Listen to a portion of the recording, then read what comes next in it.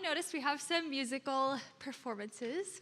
And you might be wondering, why in a conference talking about stories and storytelling, we have music? Well, just like a book or a poem or a person, a song communicates. Music tells a story, and musicians are the storytellers. It is their job to make the apple pie out of the apples. So God has made sound, and he's made certain harmonies that sound well together, certain ones that don't, and he's made certain chord progressions that move quickly or slowly move the story along. And he has given man the ability to figure all of this out and to create out of it. So part of a composer's job is to make us feel a certain way by showing something true about this world. Not every composer does a good job of this, but this should be their goal when writing music, and it is our job to be able to find the gold that is out there. It does take some musical understanding and practice in analyzing music to be able to take a piece of music and understand what the composer is communicating, just like it takes years of learning to read, studying grammar, and reading book after book after book to be able to analyze well-written stories.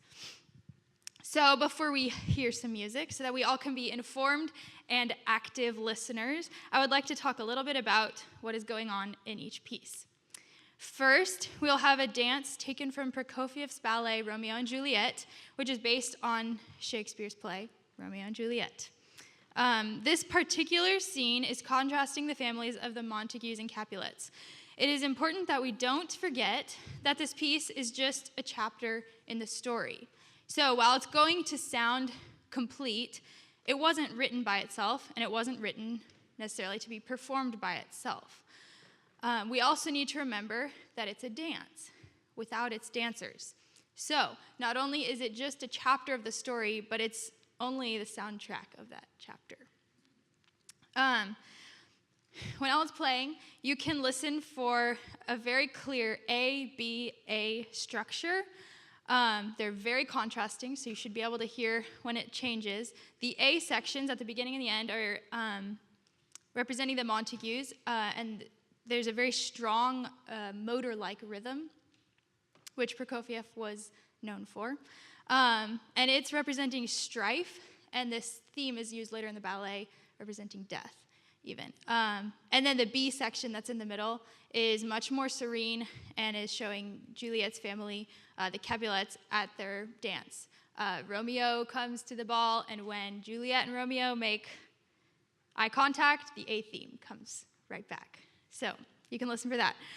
Later today, I think after lunch, we will hear a set of 6 Romanian folk dances by Bela Bartok.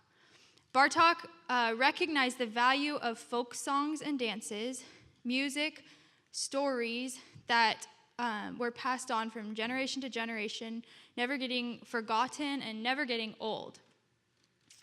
Early in his career, Bartok took it upon himself to record these folk songs from several different countries.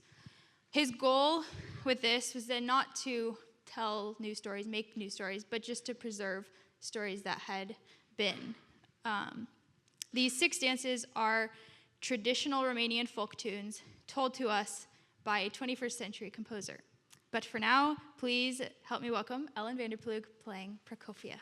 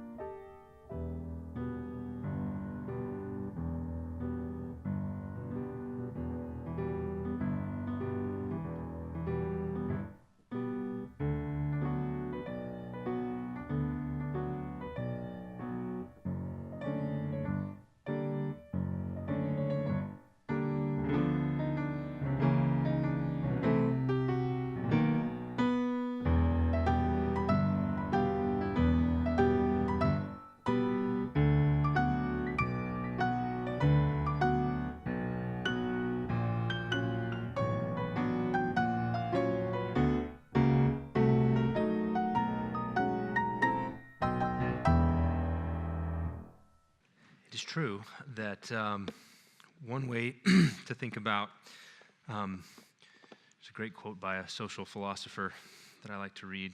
He said, to think is to translate from one language to a better language. Okay, that's what thinking is. It's what we said last night, saying it in other words. Okay, so you can translate reality into stories, and you can translate reality into music. And then you can translate stories into music, and then you can put stories back in, or music back into stories. And so these are all various ways, as Leah said, of culture making, of filling up and filling out what God has done. So for the next talk, we're going to move to Jane Austen and Scott Fitzgerald, Great Gatsby. And as we do, these authors are obviously not as explicit as Lewis. We don't have a bunch of essays in which they describe their perspective on morality and the Christian life, and then we read the stories in light of that. We don't have that. These authors are simply trying to enrich reality by telling good stories and probably make a little money as well. Authors have to eat. And so we're going to have to do more to seek some of the instruction in books like these. And we have to remember in doing so that we're doing something a little artificial, because the first aim of stories is not teaching. That's not what their main function. We're not moralizers who go to the book and try to strip away all of the story stuff in order to get the little kernel at the center. That's not how it works. Dorothy Sayers, the meaning of the story is every word in the story. It takes every word in the story to say what the meaning is. So the first aim of a story is to delight and to pull us into the secondary world. But having done so, we are free to learn. We want to make stories our companions. There is a certain kind of reader, this is Lewis, who mouths over their favorite lines and stanzas in solitude. Scenes and characters from books provide them with a sort of iconography, a language of images, by which they interpret or sum up their experience. They talk to one another about books often and at length. In other words, they treat books like reality and then learn from them in the same way that they learn from the rest of reality, by growing in wisdom through attending to the particular characters and plots of the stories and so forth. And the mouthing over your favorite lines, that's something I do a lot when I'm driving. So there are lines from books, there are lines from Shakespeare plays that I will just start saying them. And I'm sure it looks strange when you're driving next to me, when I start doing, once more into the breach, dear friends, once more. We'll close the wall up with our English dead. In peace, there's nothing so becomes a man as modest stillness and humility. But when the blast of war blows in our ears, then imitate the action of the tiger. Stiffen the sinews, summon up the blood, disguise fair nature with hard favored rage. Now lend the eye a terrible aspect. Let it pry through the portage of the head like a brass cannon. Now set the teeth and stretch the nostrils wide. Hold hard the breath and bend up every spirit to its full height. On, you noblest English, whose blood was fed from fathers of war proof, fathers who, like so many Alexanders, have in these parts from morn till even fought, and sheathed their swords for lack of argument.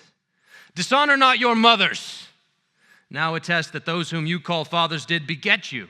Be copy now to men of grosser blood, and teach them how to war. And you, good yeomen, whose limbs were made in England, show us here the mettle of your pasture. Let us swear that you are worth your breeding, which I doubt not.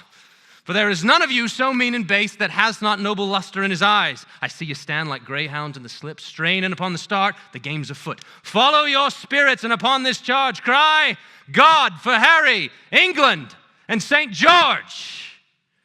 That's what I do when I drive. Okay? Or two households, both alike in dignity, in fair Verona, where we lay our scene. From ancient blood break forth new mutiny, where civil blood to make civil hands unclean. From forth the fatal loins of these two foes, a pair of star-crossed lovers take their life, whose misadventured, piteous overthrows doth with their death bury their parents' strife. You mouth over the favorite lines. They become part of the mental architecture in which you live, and they shape your experience. And that's true of this, and it's also true of Pride and Prejudice. Mr. Collins is my companion. I keep him around because when I need to laugh, okay? I need him to flatter, to give those little dainties which the women so love for him to supply. So there's much that we could discuss in Pride and Prejudice, and we've got a limited amount of time. If I had my druthers, what we would be doing is a book study, and we'd have hours, and we would walk through chapter by chapter, and we would talk about it, and it would be grand. But instead, I get a lecture, and we're going to do both. So why is Pride and Prejudice such a good book? It's a brilliant book. It's an absolutely brilliant book on multiple levels. Austen's humor is excellent. Right? Her ability to skewer is second to none. The subtlety and understatement. She insults people and they don't know it. Her one-liners are a sight to behold. But what I want to focus on is impressions and how we form them. Okay? The book's original title was First Impressions. And so I want us to think a bit about how we form our impressions. And to do so, I'm going to cheat. This is not how you would do it in real life, but we're here. I'm going to go to the middle of the book. The book has been building to this point. There's 3 chapters. In the editions that I use, it's divided into 3 volumes. So this is volume 2, chapters 11, 12, and 13. And it's the proposal, it's the letter, and then it's Lizzie's processing of the letter. And if you don't know these stories, you're going to be lost, and I can do nothing for you. So try to follow along as best you can. I'm trusting that most of you know the stories. So when Lizzie's in the room, she's been visiting her friend Charlotte at Hunsford, and they've gone to visit at Rosings, and then Darcy's been there with his cousin Colonel Fitzwilliam, and she's writing to Jane one day, and Darcy appears, and he proposes in such a way, he highlights in his proposal all of the obstacles that he had to overcome to convince himself to love her, which is not what a young lady wants to hear, right? And she's listening to him, shocked, can't believe it. And at first she's sorry because she knows she's going to turn him down. But she grows in anger the more that he keeps going on about all of the, I had to overcome your family, and I had to overcome my initial impressions, and I had to overcome all of these things in order to finally admit that I love you. And she grows anger, and then she declines him directly. Darcy's upset and surprised, and he asks for reasons. Why? Tell me why. And Lizzie gives 2 main reasons. Okay?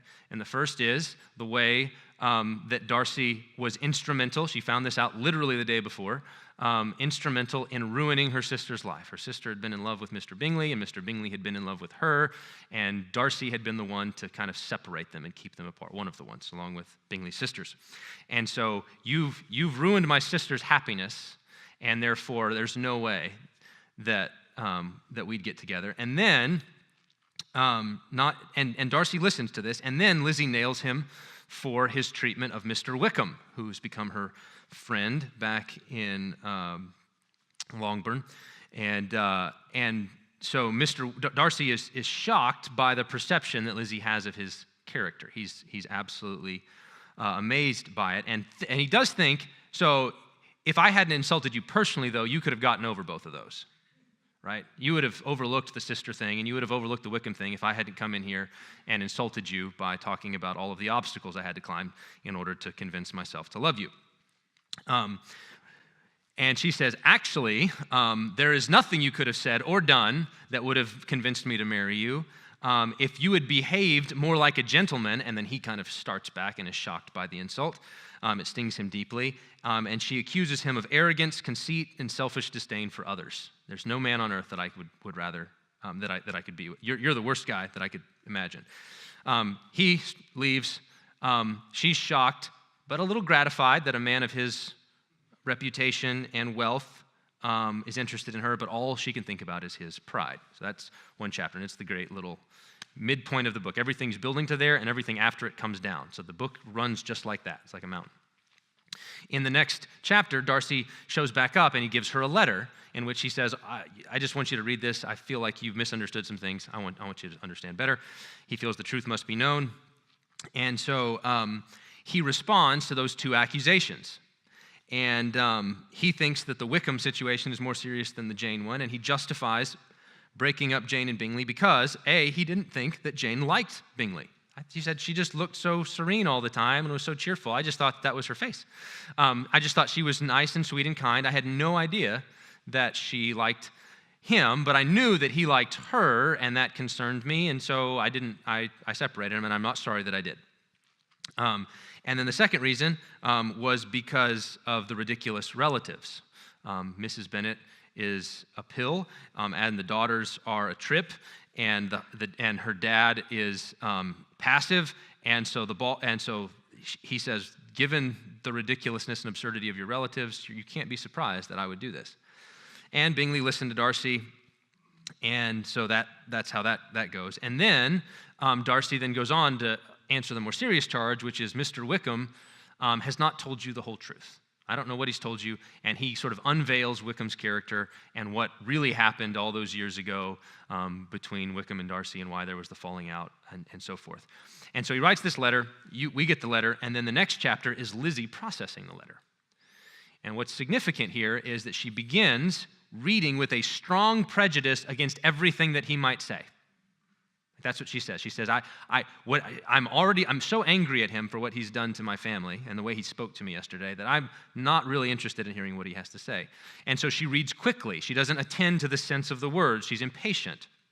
And so when she hears that Darcy thought that Jane was indifferent, she immediately says, that's absurd, he's lying. And she keeps reading on. She's angry, she's emotional. She can only see him as proud and haughty. But when she gets to the account of Wickham, she's more curious than emotionally invested, so she slows down. And she reads it more carefully. It's not as personal to her. And so she's able to compose herself so she can understand the first. And then as she's reading it, she realizes that there are multiple witnesses, right? Darcy says, you can check with my cousin, who she trusts, Colonel Fitzwilliam. You can ask him. He'll corroborate all of the things that I'm saying here. And then, as she's reading it, Wickham's story forces a choice upon her. She has to make a choice. Either Wickham is telling the truth or Darcy is telling the truth, right? That's where we're at. And so she starts to try to evaluate that. And now she's calm, she's engaged, trying to think, and she's weighing things back and forth. And she says, and she's going, Darcy's account of the story shows that these same events were capable of an entirely different interpretation.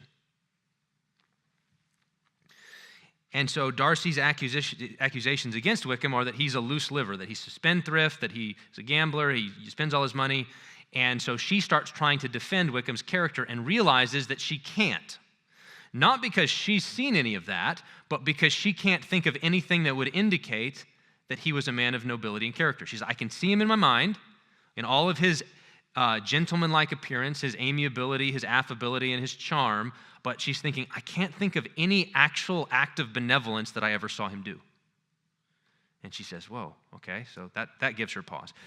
The only thing that she can remember that speaks in his favor is the opinion of the neighborhood. Everybody liked him. Everybody thought he was charming and handsome and great. And then, all of a sudden, she starts to think back to her first conversation with Wickham, and she realizes how improper it was, because at that conversation, he said, do you know Mr. Darcy? And she had said, I do, and nobody likes him. I don't like him, and nobody does. And he said, oh, well, I'm not going to say anything bad about him, and then proceeds to say all sorts of bad things about him. And at the time, because she's hostile to him, she just listens, and he gives facts and events and dates and all of these aspects of the story, and she soaks it up, and he keeps saying, I'm not going to publicly shame him. I'm not going to say anything about him. And then she starts to think, it's interesting. As soon as Darcy was gone, all of a sudden, everybody knew about the past. How'd they know? Where'd they learn about the history between Darcy and Wickham? Wickham says, I would never shame him publicly because I have too much regard for Darcy's father who was kind to me. And yet, somehow everybody knows. Why didn't Lizzie notice that before? Why not? Why did she miss it? Or he says, I'm not going to leave town. If Darcy doesn't want to see me, he can go. But I'm here, and I'm going to have my social time, and I'm going to be here. But then the next night at the ball, Wickham doesn't show up. And she said, that's weird. He made it sound like Darcy had to leave, but when it was go time, he's nowhere to be found. And so all of a sudden, she realizes she sees Wickham in a new light, which then makes her turn and see Darcy in a new light. And she realizes, yes, his manners weren't great. He was proud in many ways, but she couldn't think of any immoral habits that she'd ever seen him do or been accused of, other than what Wickham had said. And then other lines of evidence support Darcy's character, right? Mr. Bingley is actually a good guy, and he's best friends with him. And so that testifies to something about Darcy, whereas Wickham has no connections beyond the people in the town. She doesn't know of any of his relatives or she's got nobody else to vouch for him. And all of a sudden, she realizes that she's been blind, partial, prejudiced, and absurd. This is the key paragraph. She says, "How despicably have I acted? I who have prided myself on my discernment, I who have valued myself on my abilities, who have often disdained the generous candor of my sister and gratified my vanity in useless or blamable mistrust." One of the contrasts between Jane and Lizzie is that Jane thinks everybody is great and will put the best spin possible on anybody's actions. Like you want Jane as a friend because she will always think the best of you, whereas Lizzie's more skeptical. And she's always prided her on that and said, my sister is too generous, I see reality, and now she says, I've missed it. How humiliating is this discovery, yet how just a humiliation. Had I been in love, I could not have been more wretchedly blind, but vanity, not love, has been my folly. Pleased with the preference of one, she was pleased when Wickham showed affection and attention to her, and offended by the neglect of the other. We'll come back to that. On the very beginning of our acquaintance, I have courted prepossession and ignorance. I have driven reason away where either were concerned. And then she says, till this moment, I never knew myself. That's the key line. I never knew myself. So here's a cataclysm, right? This letter is now an apocalypse. It's a revelation, not just of Darcy and Wickham and Bingley and the whole backstory, but of Lizzie herself. She sees herself reflected in Darcy's letter. So then, now having learned some self-knowledge by thinking carefully and construing this other story, she goes back and reads the first part about Jane. She reads Darcy's account of Jane now with new eyes. And then she thinks back and she says, you know, my friend Charlotte always said, this is very early in the book, Charlotte, her friend, always said, you know, if Jane likes Bingley, she needs to show him. She's too reserved. She's too cheerful all the time. She doesn't, if she's interested, she needs to put herself forward a little bit. Let him know that she's interested. And Lizzie at the time was very proud of her sister for her reserve. Thought that was more proper. Jane was sweet and kind and didn't show affection in that way. And so now she says, Charlotte thought the same thing that Darcy did. She doesn't actually like Wickham. She's just nice and is willing to talk to people. And so she says, oh no, maybe Darcy was justified in thinking that Jane's not interested. She realizes, then she looks at the charges against her mother and her sisters and her father, and all of a sudden she thinks back to the ball, and what she had thought at the ball was that her family, like based on how ridiculous they had been, her sister Mary standing up and singing not very well and not taking the hint that it was time to sit down, so that her dad had to step forward and kind of publicly shame her in front of everybody, and her sisters acting like flighty little silly girls all night long chasing officers, and her mother going on and on and on about all the money that they're going to come into when Jane marries Bingley. And at the end of the night, Lizzie had thought, if my family had conspired together to make themselves ridiculous, like if they got together and actually said, this is what we're all going to do, they could not have been worse. She thought that at the time. And so when Darcy says, you know, your family, she realizes the justice of their charge, and she laments that her family's folly has contributed to the ruin of her sister's happiness. Now, so there's the scene. Right? Darcy comes in and proposes. There's this big explosion as Lizzie lets him have it about how proud and arrogant and conceited that he is. And then he gives a letter explaining the past in a new light. She not just doesn't come to understand the past, but comes to understand herself, and then has to reconsider everything. Okay, now here's the deal. So that's all well and good, all right? That's in the stories. And Lizzie's the hero of the stories. That's who we're following. That's who we're invested in. The reader has identified with her throughout. And so now that we see, she's made some mistakes, right? She's made a big mistake. But here's the thing. This is what's so brilliant about this book. She's not the only one, okay? You did too. And I did, at least the first time you read it. And the first time you read it if you never saw the movies. So, okay?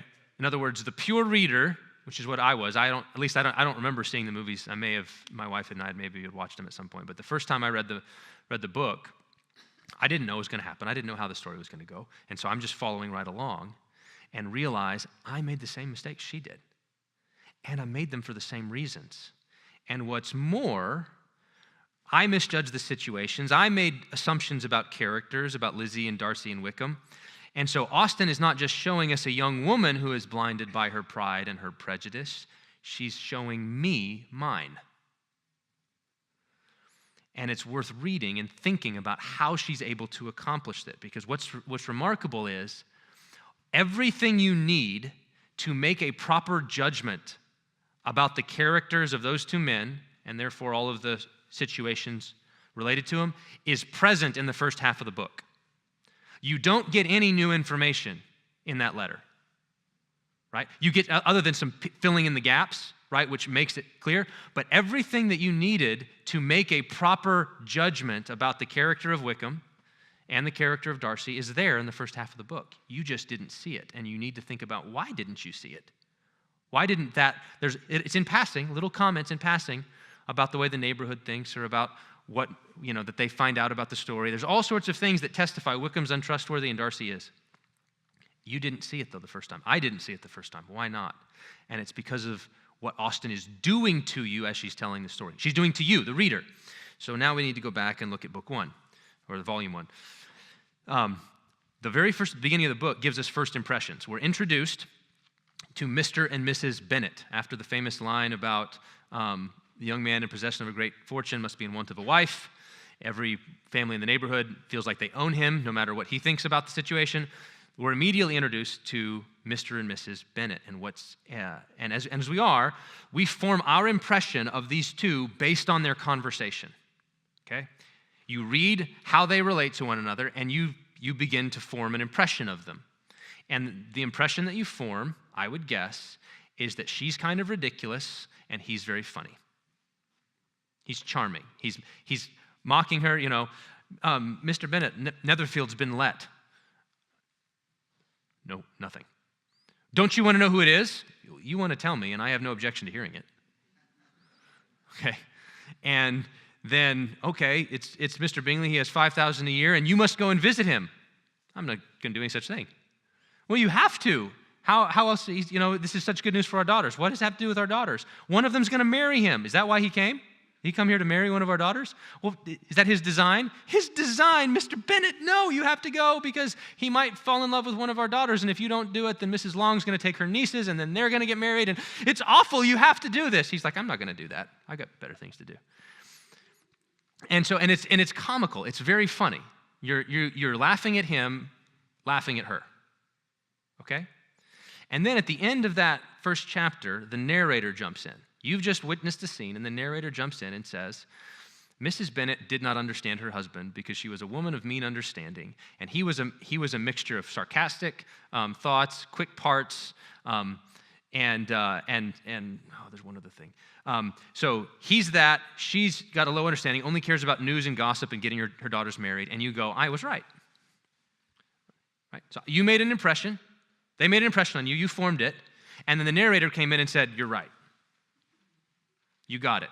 You got that he was sarcastic and funny. You got that she was kind of silly and nonsensical. You're right. And you think, good, I can read. The next chapter comes in. Mr. Bennet establishes himself. He's humorous and likable. And in that chapter, he also notes his preference for Lizzie. Right? If he's going to marry one of the daughters, I got to put in a good word for Lizzie because all of my daughters are very silly, but she has more quickness than the rest. And so the narrator confirms it, and now, when we meet Lizzie, we're probably going to be partial to her. Why? Because you like Mr. Bennet. And so Mr. Bennet visits Bingley and surprises everyone, and it's all this great joke. And again, it confirms your opinion because Mrs. Bennet goes from being hysterically frustrated with her husband because he won't go to going, oh, what a good joke. You're so funny. I love you so much. Isn't your father great, daughters? And so you think, what a silly woman. And man, he's funny. This guy's good. Third chapter, it's the first ball, and we're introduced to Bingley and Darcy. And it's interesting, if you pay careful attention to how they're described, the narrator tells you what they look like and how much money they have. But everything about their character is established not directly from the narrator, but by the narrator reporting what the people thought. So the narrator's trustworthy. Anything the narrator says directly, she's reliable. She's not going to lie to you or mislead you. But she will often tell you information not directly, but mediated through the opinions and impressions of other characters, and they may not be reliable. And in fact, from the very beginning, we learned something about the crowds. They're not. They think Bingley's awesome, $5,000 a year, and then all of a sudden there's this other guy, and they said he's even more handsome and even greater than the other because he's got $10,000 a year, right? So he's richer, and so everybody liked him for half the night until he proved himself to be a jerk, and then everybody hated him. That has nothing to do with, objectively speaking, anything about the two men's characters. Right? It's just the crowd's opinion. It's the mob's opinion. It's the town's opinion of them, which you're being told. But it shapes it. And then the narrator gives you an illustration of Darcy's pride in a very key moment. When Darcy rejects Lizzie, she's sitting there and overhears Darcy and Bingley talking. Bingley's just, this is the greatest party ever, isn't it? And he's like, you're dancing with the only pretty girl in the room. No, there's another one. One of her sisters is sitting right over there. She's not bad, but she can't tempt me. And Lizzie overhears this. And so immediately, what happens? You form an impression of Darcy. What a jerk. And because Lizzie laughs it off, you like her, right? She's the one who goes and tells everybody the story, and you think, that's exactly how I'd want to respond.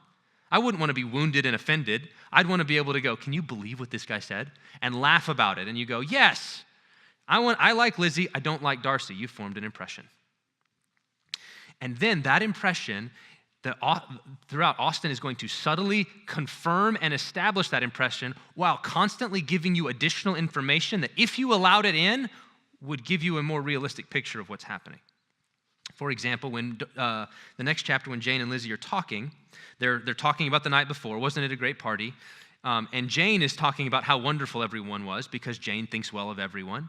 And she thinks that Bingley's sisters are awesome. And Lizzie's like, I'm not so sure. They seem like they can please when they want. That's what the narrator says. They can please when they want, but they're proud. They're conceited. They're full of themselves. They can be charming when it suits them, but they are not affable in general. And the narrator then says that Lizzie is compared to her sister, is a quick observer and has good judgment because she was not blinded by attention to herself. She was not blinded by attention to herself. And that's a little important component.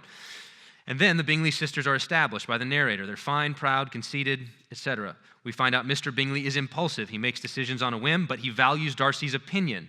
Bingley makes friends, Darcy gives offense. And you go, yep, we've seen it. The narrator is confirming your impression from that one incident. And the narrator relates Bingley and Darcy's opinion of the town. Bingley loved it. It's a great place. Darcy said, I've never been around such, people. From there, the Bingley sisters get to know the Bennets, and the Bingley sisters prove themselves to be supercilious and slippery and proud. They're nice to Jane when she's present. They forget about her when she's not. And so what are you seeing? You're seeing that Lizzie's trustworthy.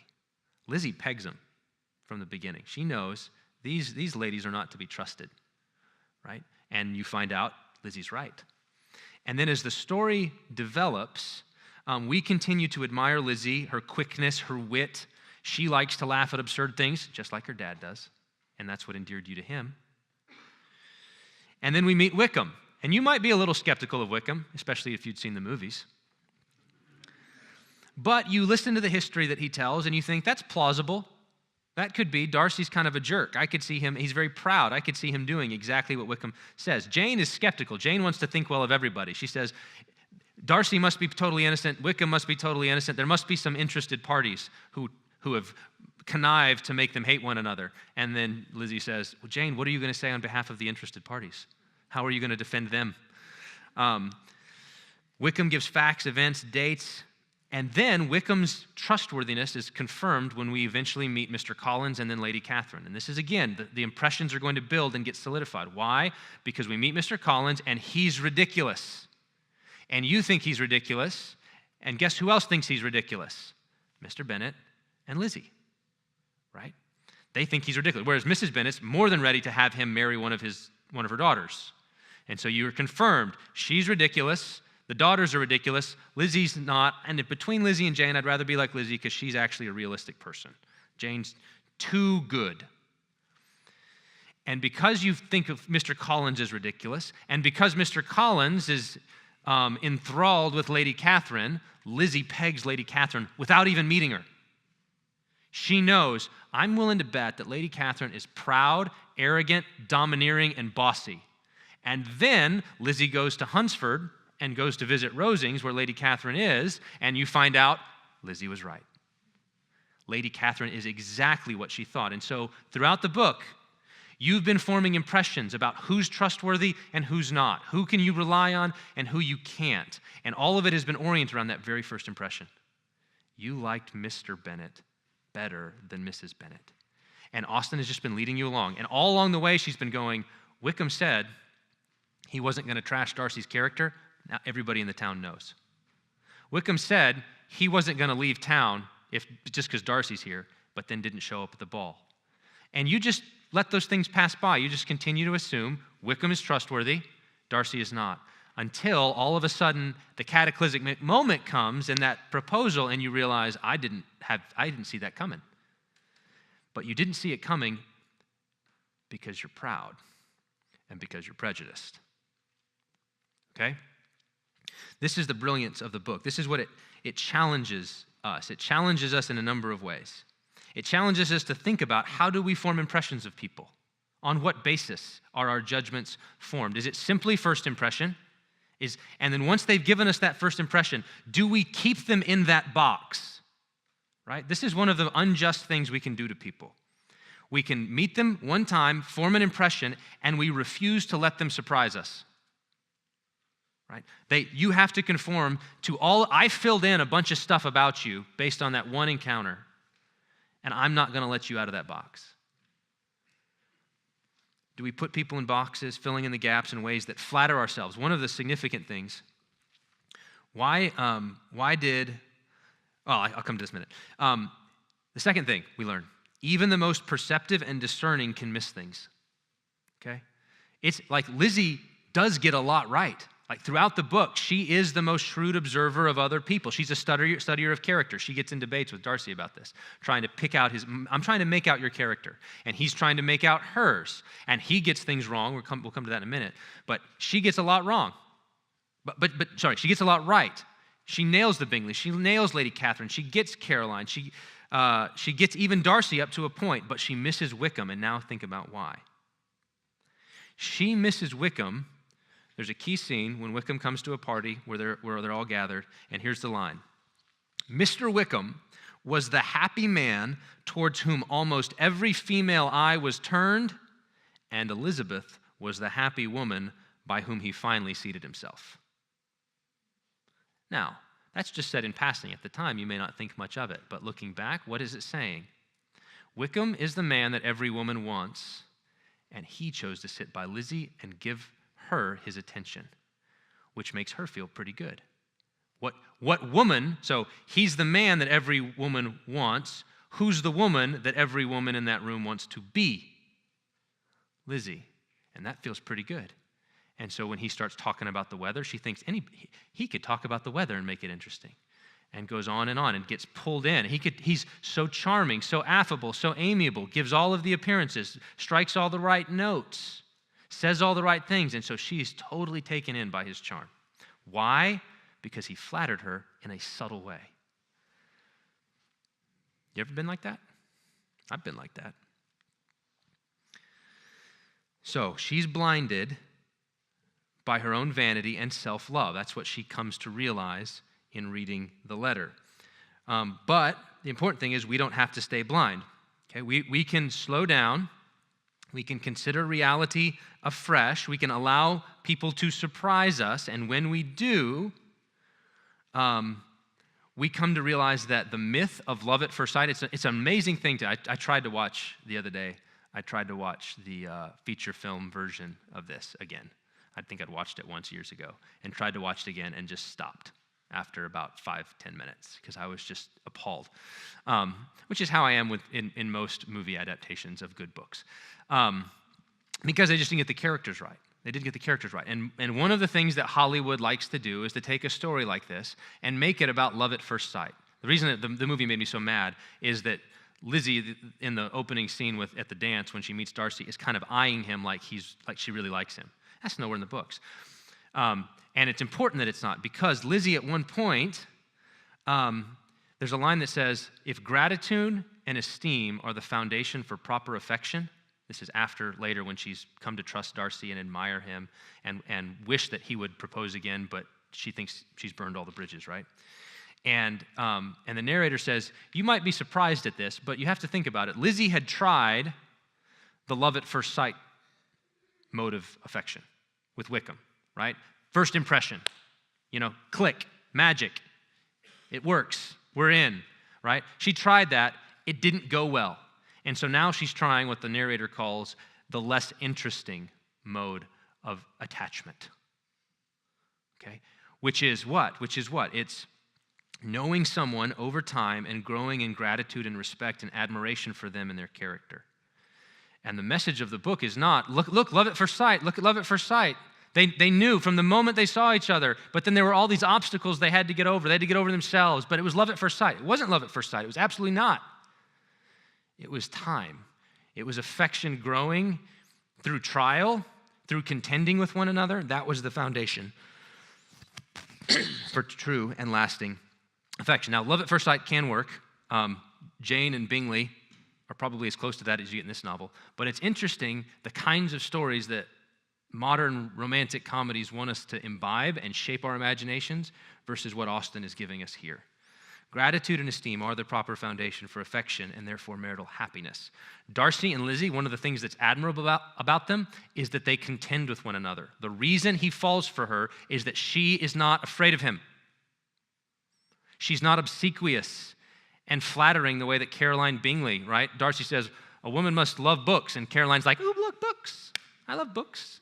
She's, I'll read books. Oh, look at your handwriting. You have very nice handwriting. Would you leave me alone? I'm just trying to write my letter, right? Like she's flattering him the entire time, and he's having none of it. But Lizzie is willing to get into an argument with him about Bingley's character and whether it's a good thing that Bingley relies so much on his friends. That's a really key scene because it shows she's intelligent, she's smart, she's not afraid, and she's willing to talk. She's willing to speak to him and contend with him as an equal.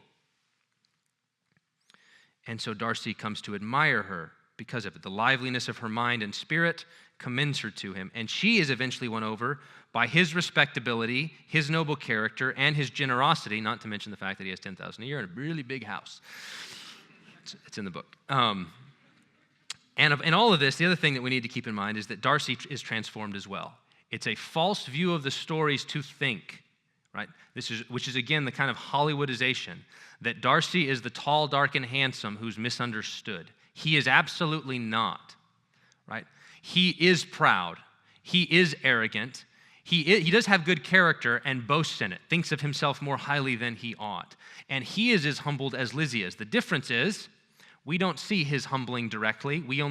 He reports it to us at the end of the book. He says, between the time I was 8 and 28, I was just full of myself, and then you punctured it with a word. You said to me, had you behaved in a more gentlemanlike manner. And he said, I've just been turning that over in my head again and again and again in the same way that she was reading that letter over again and again and again and coming to true self-knowledge. So here's the brilliance of the book. You could have a lecture about forming impressions, right? I just did, right? I could give you a lecture, but the lecture, what I just did in 30 minutes only works if you've read the books, if you've seen how it happens, if you yourself have been tricked, you've experienced it and you've seen how it shapes our imaginations so that now you have mental furniture, stories and images that help to interpret and explain your experience. There's a lot more we could talk about in Pride and Prejudice.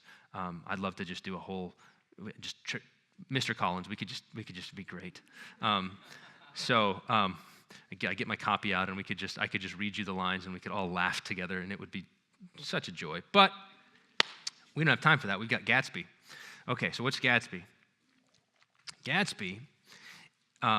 So Austen is a Christian novel. In other words, she's operating within a largely Christian moral framework. She's an Anglican. There's a great book called 8 Women, or the 8 Women of Faith by Michael Haken. And in it, he's got a chapter on the faith of Jane Austen, if you're interested in that. Because she's not very vocal about it and she didn't live very long. But he's, mined the letters and all this kind of stuff to talk about her appreciation for people like Hannah More and William Wilberforce, evangelicals of their day. Anyway, so kind of a Christian novel, even though it's not directly doing what Lewis is doing. Gatsby is not. He's not. Fitzgerald isn't, and Gatsby isn't. But it's a novel about restlessness. Okay, it's a novel about time, the passing of time. It's a novel about enchantment and disenchantment, which is why I think it's so interesting. One of the central themes in the book is the gap between expectation and reality, between our hopes and their fulfillment, which inevitably and seemingly unavoidably disappoint us. So let's just start with Tom. Tom Buchanan is one of the main characters. He's restless. Everything after his college days savored of anticlimax. That's the line, right? He peaked too early. He's the sort of guy who in college was the big man on campus, was the great polo player and rugby player and strong, and then after that, everything else was downhill from there. He and Daisy drifted here and there unrestfully wherever people played polo when we're rich together. He was always seeking a little wistfully for the dramatic turbulence of some irrecoverable football game, always trying to recover the glory days.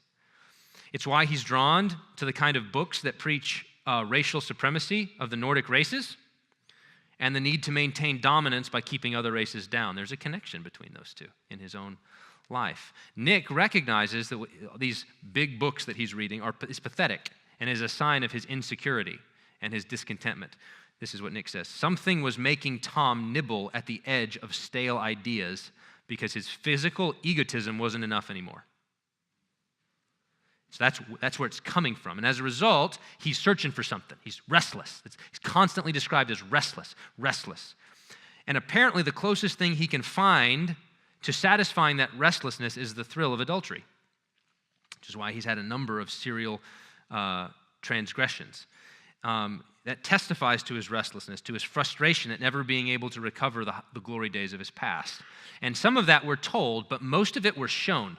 This is, again, what novels and stories do. It doesn't just tell you about that kind of thing. It shows you in a character developed over time. His egotism, his cruelty, his infidelity, and his pride, his lust to dominate.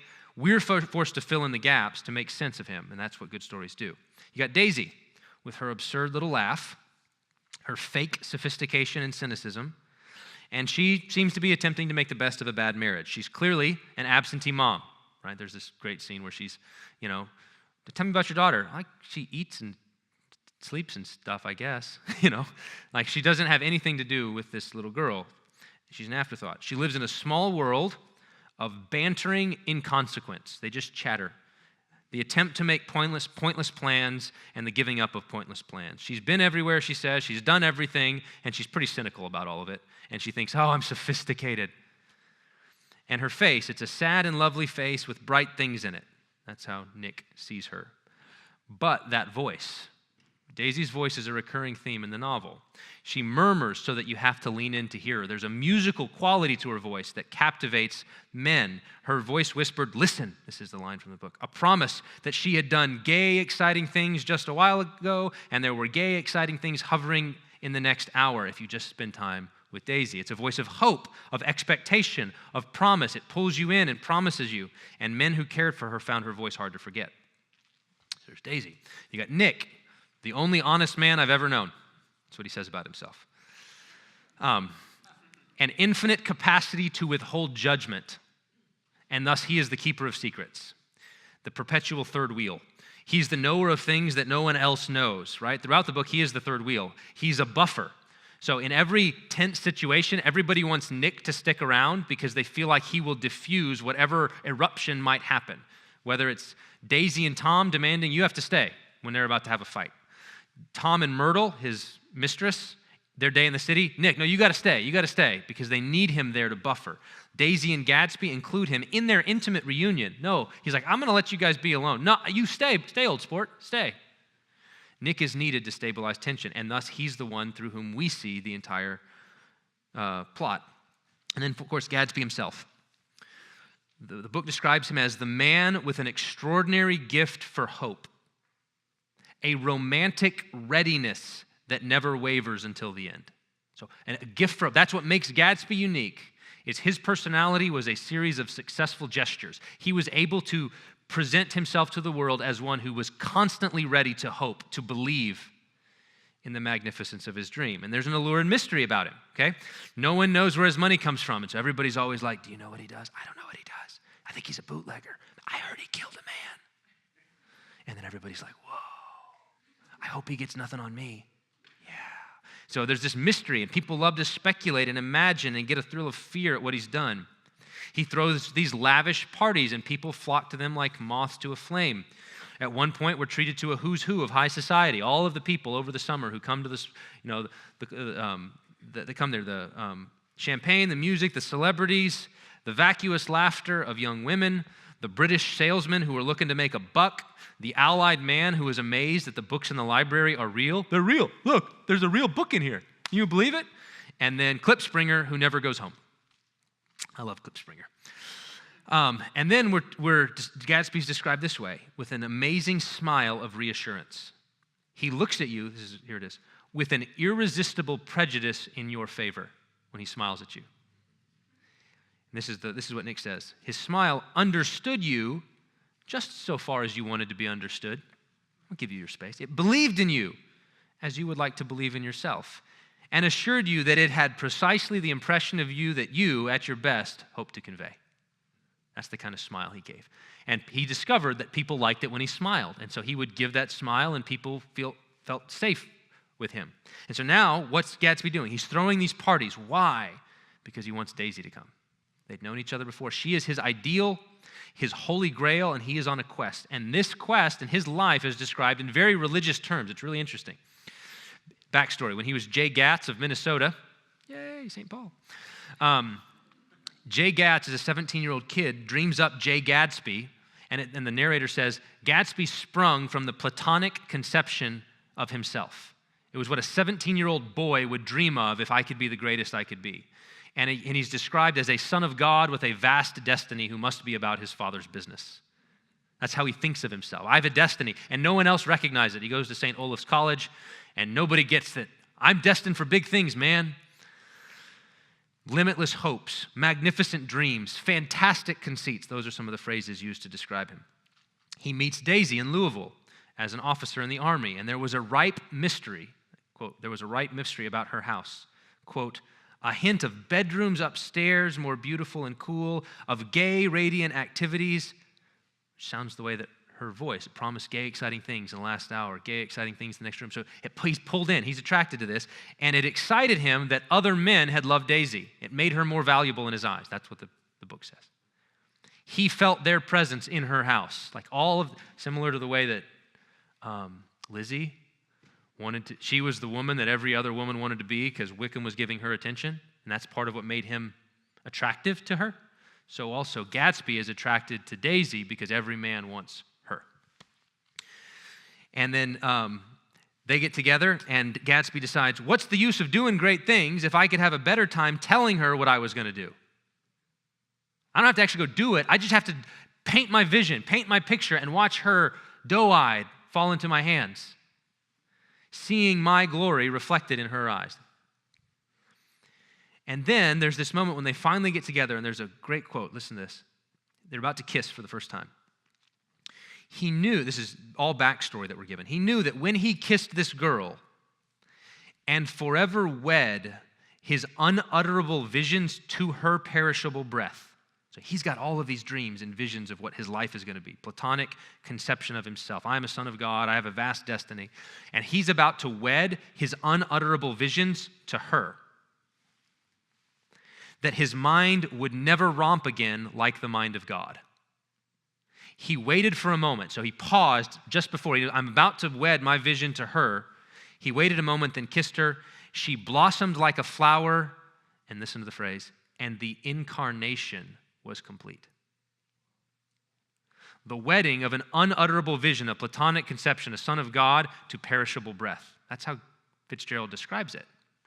What's the point, though? She's a flower, and what happens to flowers? They fade. The flower fades. And ever since that early encounter with Daisy, when she looked at him that way, and all of the men wanted her, ever since he's wanted to recreate that past. wanted to get back to that moment. He wanted to recover something, this is a quote, some idea of himself that had gone into loving Daisy. So when he reconnects with Daisy, he finally gets her to come over to Nick's house, and they get together. Daisy tumbles short of his dreams. Right? Nick says that she had to have. Everything. He goes through 3 stages. Embarrassment when she first shows up because he's been waiting for 5 years for this moment to get back with her. He's so embarrassed. And then she realized she's excited to be there. And so he has, second stage, unreasonable joy. He's just through the roof excited. And then kind of settles into a wonder at her presence, which then begins to pass into disappointment. The colossal vitality of his illusion, this is the book, it had gone beyond her, beyond everything. He had thrown himself into this quest to get back to her with a creative passion, adding to it all the time, decking it out with every bright feather that drifted his way. No amount of fire or freshness can challenge what a man will store up in his ghostly heart. There's no way she's going to live up to his expectations and his visions.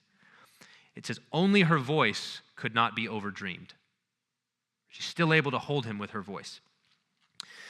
But you can't recreate the past. That's what Nick says to him. You can't recreate the past. And he says, recreate the past? Of course you can. I'm going to fix everything just like it was before. That's what I'm trying to do.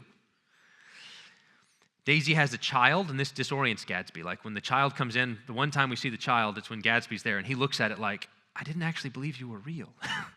Right? It totally shatters the moment he's trying to recreate. He tries to humiliate Tom,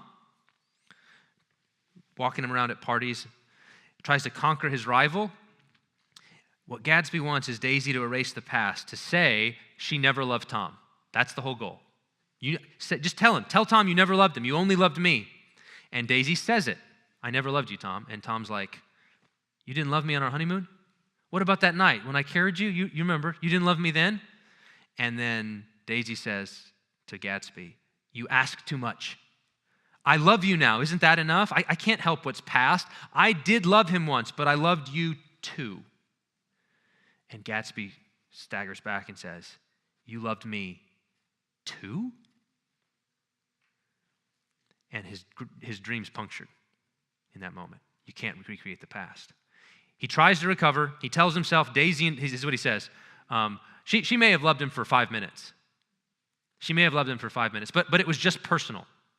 That's what he says. It was just personal. And you read it, when you're reading it, what does he mean? What he means is, it was just personal. It wasn't transcendent. It was normal. And what we had, this magic thing based on my unutterable visions and romping, what we had was magic and transcended everything, and I'm getting back there. It was just personal. I know she'll come around. But the myth has died. The flower has faded. And so the novel's resolution, the last 2 chapters are relatively anticlimactic in one sense, right? I mean, it ends with a murder-suicide, but that's the least interesting part of this novel.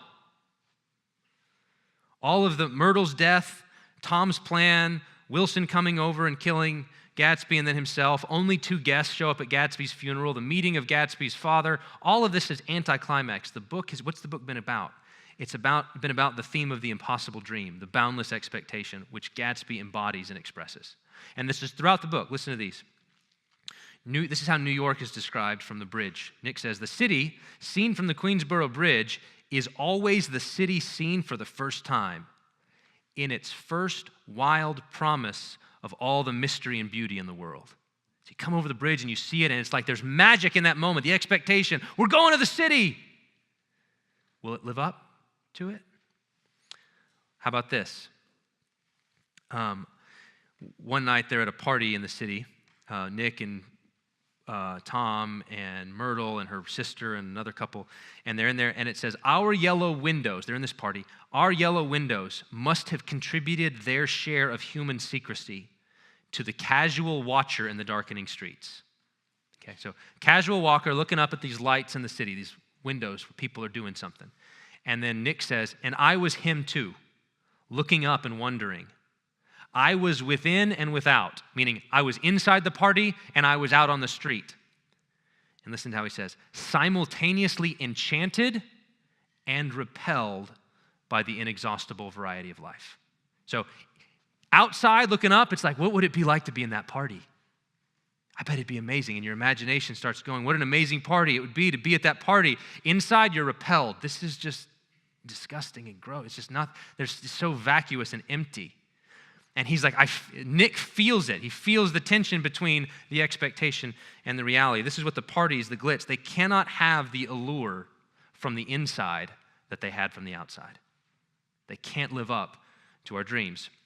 Nick, later in the book, says, I like to walk up and down Fifth Avenue and pick out romantic women from the crowd and imagine that in a few minutes I was going to enter their lives and no one would ever know or disapprove.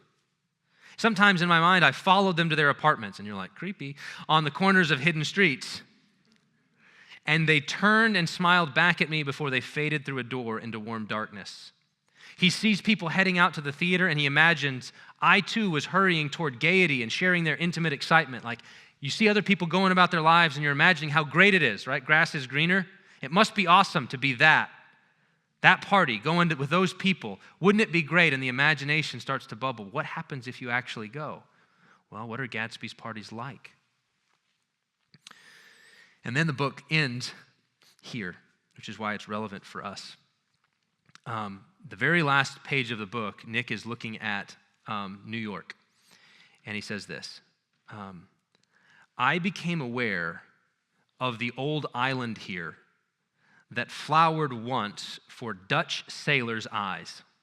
So he's taking you back, Mayflower type days, right? He takes you back to the first time that someone came to New York and saw the island for the first time. A fresh green breast of the new world. Its vanished trees had once pandered in whispers. Notice that phrase. Pandered in whispers, murmurs like Daisy's voice. Listen. Pandered in whispers to the last and greatest of all human dreams. For a transitory, enchanted moment, man must have held his breath. You remember anybody else who held their breath for a moment before wedding an unutterable vision to perishable breath? Man must have held his breath in the presence of this continent, America, compelled into an aesthetic contemplation he neither understood nor desired. Like just stunned into a moment, held your breath. Face to face, for the last time in history, with something commensurate to his capacity for wonder. Okay? So, you see, this is a recurring theme. Gatsby's visions of what his life will be like, he's about to wed it, and he feels like, I'm about to make this dream in reality. Will it measure up? The sailors, we're coming to the new world. Here's this beautiful island, uncharted possibilities, all possibilities. Will it be able to measure up? Will it be able to meet the expectation? And the book ends by reflecting on the green light. So if you remember, the very first chapter of the book, when Nick first sees Gatsby, he doesn't know it's him, but he sees a man standing on Gatsby's lawn, looking up at the stars, and then looking out across the water. And Nick looks out across the water, and he sees a green light across the bay. Okay? And then he looks and he sees Gatsby reaching out his hand like this, reaching for it, right? And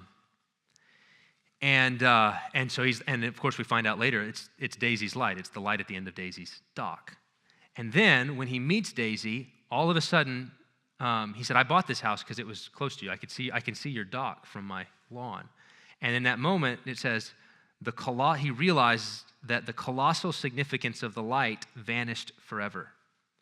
His count of enchanted objects had diminished by one. Once Daisy's there, that light doesn't mean anything anymore.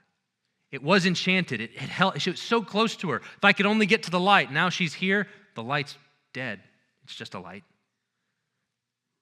It's no longer enchanted. And then the final lines of the book is that Gatsby believed in the green light, in the orgastic future that calls us forward again and again.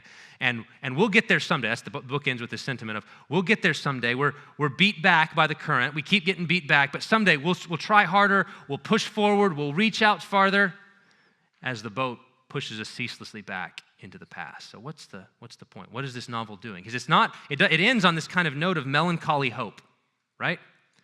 Yes, you have impossible dreams, and yes, reality will disappoint them, but keep going. Keep trying, keep reaching. And this is a very American thing at one level. This is the great American novel. That's what the people say, right? It's a great American novel because it expresses this kind of American identity coming over from Europe and then striving, and we're going to a new continent, and then we're going to move west, and then we're always going to be striving and grasping and taking, and can we just find something that will meet our expectations, that will live up to our hopes? But at another level, it's human. It's not just American, it's human. So what do we do with this as Christians? Two thoughts at the end. There's a paradox about earthly existence that desire dies in its fulfillment. Desire dies in its fulfillment. The unutterable vision, the infinite capacity we seem to have to crave and want something, we can build it up, and then when it gets there, it dies. Where did it go? When I finally got the thing that I wanted so bad, why isn't it what I thought? There's a paradox there that we ought to think about as Christians. The second is about the past. Lewis has a line someplace, he's quoting Barfield, his friend, and he says, these little events are whispers which memory will warehouse as a shout. Whisper. So there's all kinds of things in our life. I can think about things in my life where it was like, at the time, it was just a very small thing, seed size. It was a whisper. But memory then takes it and it turns it, it warehouses it as a shout. That was a seminal moment that in memory, like in other words, if you went back there to the moment and tried to feel all of the things that you feel now about that memory, it wouldn't be there because it's memory that has glorified it. There's something in that for Christians to think about. The golden moments of the past, we have to let them die away and find that they can be reborn in memory. And then, of course, finally, Ecclesiastes, everything's vapor, everything's breath, everything is enigma. None of it lasts. None of it can hold the vast weight of hope that we place upon it. All we get are echoes. We catch glimpses. And Gatsby is a novel about what happens if we take the echoes for the real song.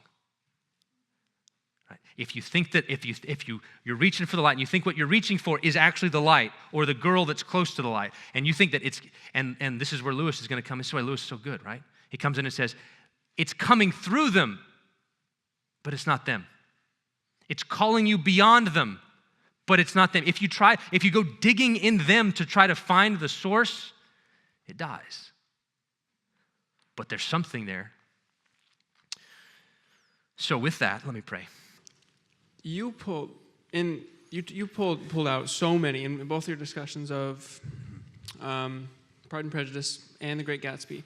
There were so many things that just would be very hard to notice and point the parallels to. So one example that I thought was amazing that you noticed the parallels was when Nick in The Great Gatsby pointed out had the line about Dutch sailors. Uh-huh. And the whispers, the whispers of promise and of excitement and of. Right. So how do we? What advice do you have for someone who wants to be able to read books, right, to find those sorts of things? Yeah. I'm a college professor. We have degrees in it. I think so. Reading is hard. Reading carefully is hard. It's not, at one level, reading is easy. Everybody learns to do it as a kid. And then, like, by the time you're 7 or 8, other than vocabulary kinds of stuff, you're good. Like, you're able to see sentences, and they make sense. There's black marks on a page, and they translate into something in your brain. But reading is hard. And reading takes a kind of, there's thinking involved, and there's attentiveness. And so, one of the things that so for me, how do I become a better reader? One way is, for me, is discussion, right? Reading and talking. So I get all kinds of insights about. I learn through the discussion. My classes at Bethlehem College, I learn as much as the students do, because it's in attempting to try to say what I'm seeing. And their questions and responses to what I'm saying and seeing that I see more than what I would have seen if I had just sat on it myself. Okay? So, so one of the reasons why you form communities around books is so that you can talk and someone can say, did you notice this? I noticed this parallel over here and this over here. It seems like it was a theme. And then you go, oh, yeah, that makes me think of this other thing that I had seen. And now you've got 3 lines converging. And then you start talking and it starts to emerge. So that's one thing. The other thing with my students is I tell them to notice repeated words often. So restlessness was one of the first things that tipped me off, is that the use of the word restless in Gatsby appears a lot. It just keeps coming back up. And so it made me think, I think that that's important. And so then you start to say, when does restlessness show up not as just a word, but as an image, as a picture? Like it's just there, even though the word's not used, the phenomenon is there. And all of a sudden it was like, I'm off and running. And so noticing repeated words or synonyms, like themes that kind of recur in great books is a really important discipline as a part of reading, the discussion, and then writing. I think that I don't know how the light is shed or understand the lens. All I know is there are eyes in pencils and in pens. There are eyes you see through writing. Like as you try to articulate, even just summary, like say it another way. Just what just happened. As the discipline of doing that makes you go, oh, that's the thing. And you have the light bulb go off and you're off and running. So then, so let's say we do begin to get better at picking out the details, seeing the repeated words and the repeated ideas and themes. Yeah. How do we know that we're getting what the author is getting? How do we know that we're getting the gist of what the author wants? So there's a difference between reading for the meaning of a work and reading for the significance of a work. Meaning and significance, when talking about interpretation, aren't the same. Meaning has to do with your question, which is what's an author up to? Okay, so if I were to look at Gatsby and say, what's he up to? He's trying to get at this quality about American life. He's living in the 20s. It's the grabby, glitz and glamour era, and he's saying this is an American thing. There's old money, new money. There's Tom and Daisy are old money in one sense, right? They've older and established, and then there's the climbers who are trying to keep up with the Joneses and get up there, and that's what Gatsby is. And so East Egg and West Egg represent that, but that same parallel shows up. East Egg and West Egg, that's Europe and America. That's the East Coast and the Middle West, which is talked about. It's repeatedly this kind of, and so I think that he's trying to just get into that and talk about that and express the feeling of living within it. So I don't think he has anything, there's nothing distinctly Christian. So meaning is that, but significance then is how you relate that to everything else that you know. So meaning is what he was doing, and then significance is what you do with what he did. Which is, so that the other stuff so here's what he was doing, these connections between the sailors and Gatsby and all this kind of stuff. That's what he's doing. Okay, what does that have to do with you? That's significance. That's drawing a connection to say, we're Christians, this is how we think about the world. Does this get at something about reality? And I think the answer is it absolutely does. He's putting his finger right on an ache that gets distracted. You can settle on women or men. You can settle on money, right? One of the lines in the books is, her voice was full of money. That's what Gatsby says about Daisy. What made Daisy's voice magical is it was full of money. It's interesting, right? What does money do? Money is the thing that enables you to chase all of the dreams, all of the things that awaken you. You can use the money to go get them. And that's what her voice did. It promised. Money promises, look at all the things you can do. What did her voice promise? There's gay, exciting things in the next room. Just wait a minute. Just hang out with me. And so you start thinking about that and you go, love of money is the root of all kinds of evil. Okay. There's desires which nothing in this world seems to satisfy. Okay, all of those themes start to come together, and both of those are legitimate activities, right? One is about what the author said, and one is about what it means to you. You do the same thing in Bible study. It's not any different. Okay, you read the Bible. What did it mean when Paul wrote it? And then you say, what does that mean to me? That's interpretation. It's application. So it's the same principles. I learned to do what I do with those books from reading the Bible. People taught me how to read the Bible carefully, to think about the words, to think about the argument, to think about the stories, and then you learn to recognize patterns. You start to recognize patterns in the Bible. You say, hey, at one point Abraham goes into Egypt because of a famine. While he's there, Pharaoh steals his wife and oppresses him, and then God sends plagues, and then Abraham leaves Egypt with Egyptian wealth. And you go, what? That sounds familiar. This is Genesis, though. But it's an anticipation of the Exodus story. It's a pattern. And so I learned to do pattern recognition by reading my Bible. And then it was just, hey, other authors do that. Other authors do the exact same thing. Yeah, that's genuinely fascinating to see the order of the learning to read. Uh-huh. And I've heard a lot of people say they've learned to critically think well by thinking through theology first. Mm-hmm. And theology has demanded that of them, and then they learn to critically think in other areas of life for that. Yep. I think it's neat. And speaking of biblical language, great Fitzgerald in the Great Gatsby uses, even you pointed out, a lot of biblical language, and not just biblical language, but deliberate allusions to biblical themes. Incarnation, Son of God. Right. Yep. And what do you think what is he getting at? What's the meaning of that? Yeah, so I think it's simply, he's a product of the West. He's a product of a Christian tradition. The furniture of the Western tradition is biblical. That's one of the main undercurrents of all Western literature. And therefore, when it comes time to try to express things, the language in which even a non-Christian is going to express things is often going to tap into that shared heritage. And so that's why you have I must be about my father's business. That's a quote from the Bible. He knows it. It's a quote from the Bible. He's had religious upbringing, but he's deploying it. He's plundering the Israelites, right? Like we plunder the Egyptians to build the house of God. He's plundering the Israelites. He's saying, I'm going to take that and I'm going to redeploy it in a new context. So it works both ways. And if you didn't get that reference, you can watch the recording of last Joe's last night's lecture. That's right. When we have it up on Facebook or YouTube.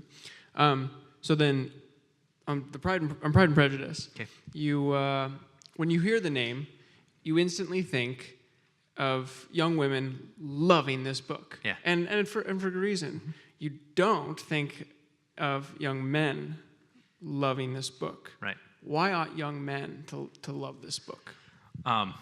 In college, I bought a copy of it and stuck it on my shelf. Too public. For that reason. And it didn't work. That wasn't what did it. But I thought it's worth a shot. So I have friends who would look at Pride and Prejudice and say it's just a bunch of women doing parlor talk. It's just a lot of parlor talk. And I think I get that. There's no action. The story has zero action in it, other than, oh no, Lydia and Wickham ran away. Ah. That's as close as you get to action, and most people are going to be like, boring. There's different kinds of readers. Some readers want books that are about action. Something needs to happen in every chapter, and you have to have a cliffhanger at the end to keep you going forward. That's how a lot of books get written these days, right? And there's a value in that. That's good. That's not bad. But an author who can keep your attention by describing in miniature very small situations, right? Like the subtleties of social interaction in a highly mannered society, which is what early 19th century England is, and is very attuned to the meaning. I mean, I could teach hermeneutics from Pride and Prejudice about how Jane interpret. Remember we talked last night, interpreting so that things turn out true? That's exactly what Jane does. And at one point, she's doing it, and Lizzie says, you're not allowed to do that. You cannot change the meaning of words to make that noble. Right? She's trying to interpret so that things turn out true, and she says, you can't do that. That's not kind. It's not loving. I could teach hermeneutics because the same skill that we use in reading a book is the same skill that we use in reading a social situation. Right? Body, posture, right? All of that kind of stuff. It's communicating. It's telling you something about what that person is thinking, right? You're reading it, and you're adjusting yourself based on what you read. And so Austen knows this. That's why there's very subtle things that are going on in there. It's interesting, though, that in Pride and Prejudice, and all of her novels, you will see women alone, like by themselves, Lizzie walking in the woods, thinking about stuff. You will see women in privacy of bedroom talking to each other, sisters. You'll see women and men in social settings. You will look in vain for a scene in which a man is alone or it's just the guys. And there's reasons. You know why? Because she said, I've never been there. I don't know what that sounds like. I couldn't make it real. Right? I've been by myself. I know what women are like when they're by themselves. I've been one. I know how sisters talk. I know what men and women are like in social settings. I know that men go off and do things, so I can describe that. But when it comes to actually what it's like for them to be over there, that's the whole point. I've never been there. I've never seen them in the wild, in their natural element.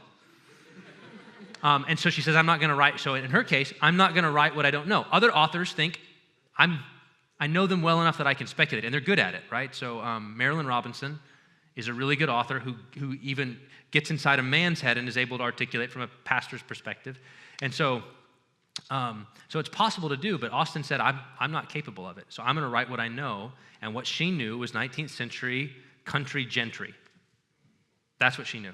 So it's not even Downton Abbey kind of stuff. Like there are servants, but they're like scenery. Like they don't, why? I don't know what servants talk about when the gentlemen and the gentlewomen aren't around. I'm not there. So I'm not going to try to write a story about that. I'm going to write a story about what sisters do and how they orient to the world in which we live. So tell us about Mr. Collins. Why are you so down or up on Mr. Collins praised things with a level of detail that left all beauty behind. Right? With a minuteness that left all beauty behind. There's a number of, so those are the kind of one-liners, one of my favorites, Lady Catherine. She was so good to the poor that whenever she would travel down to where the poor were and scold them into wealth and prosperity. And that book, all of Austen's novels are filled with stuff like that. Just these little, but here's the deal. If you're reading to slake the narrative lust, what's going to happen, you will miss all of that. You will be moving so fast that you won't catch the wit. And I think Austen is content for certain readers to just blow past it, because she'll do it and she'll smirk. They missed it. They weren't paying attention, right? They were after something else, and I'm not going to give it to them. That's not the stories I'm writing. I'm writing a different kind of story. So Collins is great because Mr. Bennet, there's a great scene where Collins writes a letter, and it's a great example of what we're talking about. Mr. Bennet reads the letter to his family, and then you get 3 reactions. Okay, Mrs. Bennet hears in it that he's going to come and try to make things right with the daughters, and so she's focused on that. Like, what's he going to do for us? That's how she thinks about people. How can I use them to get what I want? That's how Mrs. Bennet thinks. Jane says, well, it says something about his character that he wants to make things right. So she thinks the best of people, and so she interprets it well. And then Mary says, well, the olive branch motif. Mary's the bookish one who is very awkward in social settings. The olive branch motif is a little bit overdone, but I think it works still, and starts kind of analyzing it the way that a literature professor would. Ouch. And then Lizzie says, I can't quite make out his character. And then she looks at her dad and says, do you think he's a sensible man, sir? And her dad says, no, my dear, I have high hopes that he is not. And he invites him to the house precisely, and the interaction, it's brilliant. He's there. He's come to their house, and Mr. Bennet doesn't say a word to him. He's just talking and going on and praising Lady Catherine and paying his respects to the daughters. And Mr. Bennet's just listening and watching. And then at dinner time, he says, I think this would be a good subject. You're very fortunate in your patroness. And it's like pushing a button. And Collins just starts going off on how wonderful Lady Catherine is and how lucky he is. And Mr. Collins just goes, this is going to be a good night. And he just sits back and he laughs. And then that's the line where he starts praising, and he says, at the time I mentioned something about Lady Catherine's daughter, Mr. Berg, that she's the finest jewel. And those are the kind of little compliments that I like to pay, and which her ladyship very much appreciates. And then Mr. Bennett goes, your ability to compliment, is that something that you practice? Well, I try to give them as unstudied an air as possible, but I admit that sometimes I practice little dainties, which I know that women love to receive. And Mr. Bennett's like, this is the greatest day of my life. Right? He's just straight-faced, listening, asking questions, every now and then glancing at Liddy going, are you seeing what I'm seeing? Right? There's a sense in which actually, when I teach this to my students, I'll say, The Office, television show The Office, and Austen novels are very similar. Okay?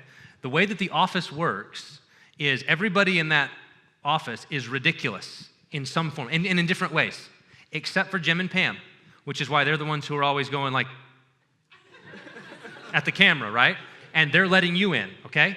In Austen novels, not all of them, but in this one in particular, Lizzie, and to a lesser extent Jane, are normal, and everybody else is ridiculous in various ways. And you're in on the joke. And Austen knows you're in on the joke, and that you like being in on the joke, and you like the absurd too. You like to laugh at people like Mrs. Bennet and Caroline and Mary and the sisters. You like to laugh at Mr. Collins, and she knows that about you, and she'll get your laughter, and she'll win your trust, and because you're in, you'll miss it. You'll miss it. It is 12:30, but this question, I think, is a really good question. Whoever wrote it, great. Well, it really gets to the heart, I think, of what you're trying to get at. And that's, the question is this. Do you think, what do you think that Gatsby could have recovered had he experienced a conversion moment like Jane, or was self-awareness too far beyond his reach? I think what this is attempting to get at is saying, using Gatsby's Right. situation as a hypothetical example of how a Christian ought to handle Right.